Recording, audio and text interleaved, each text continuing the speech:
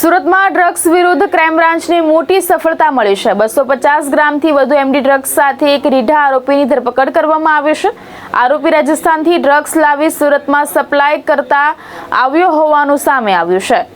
Surat crime branch દ્વારા શહેરમાં drugs network સામે કાર્યવાહી કરતા મહત્વની સફળતા મળી છે। પોલીસે આયુર્વેદિક ગરનાળા પાસે જાહેર રોડ ઉપરથી નરેન્દ્ર ઉર્ફે નરેશ ડારા બિશ્નોઈને ઝડપી પાડ્યો છે। ઝડપાયેલા આરોપી મૂળ રાજસ્થાનના બાલોતરાનો રહેવાસી હોવાનું સામે આવ્યું છે।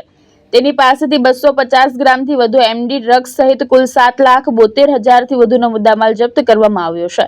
તપાસમાં સામે આવ્યું છે કે આરોપી રાજસ્થાનથી ડ્રગ્સ લાવી સુરત રેલવે સ્ટેશન પાસે ડિલિવરી આપવા આવ્યો હતો। આરોપી અગાઉ પણ રાજસ્થાનના સાયલા પોલીસ સ્ટેશનમાં ડ્રગ્સ કેસમાં ઝડપાઈ ચૂક્યો છે અને તાજેતરમાં 16 માર્ચે જ જમીન ઉપર બહાર આવ્યો હોવા છતાં ફરી ડ્રગ્સ કારોબારમાં સંડોવાયો હતો। હાલ પોલીસે આરોપી વિરુદ્ધ ગુનો નોંધી વધુ તપાસ હાથ ધરી છે। No drugs in Surat city અંતર્ગત સુરત પોલીસ દ્વારા અને સુરત ક્રાઇમ બ્રાન્ચ અને એસઓજી દ્વારા સતત ડ્રગ માફિયા વિરુદ્ધ કાર્યવાહી કરવામાં આવી છે।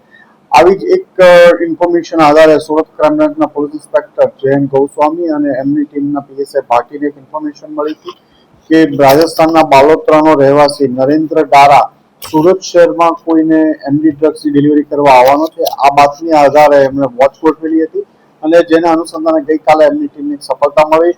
નરેન્દ્ર ડારાને રેલવે સ્ટેશન પાસેથી જે બાતમી આધારે ઓળખી અને અટકાવવામાં આવ્યો હતો। એની પાસેથી 250 ગ્રામથી વધુ સારી ક્વોલિટીનું એમડી ડ્રગ્સ મળી આવ્યું છે, જેની કિંમત અંદાજિત 7.5 લાખ રૂપિયાથી વધુની થાય છે અને એ સુરત શહેરમાં કોઈને ડિલિવર કરવા માટે આવ્યો હતો।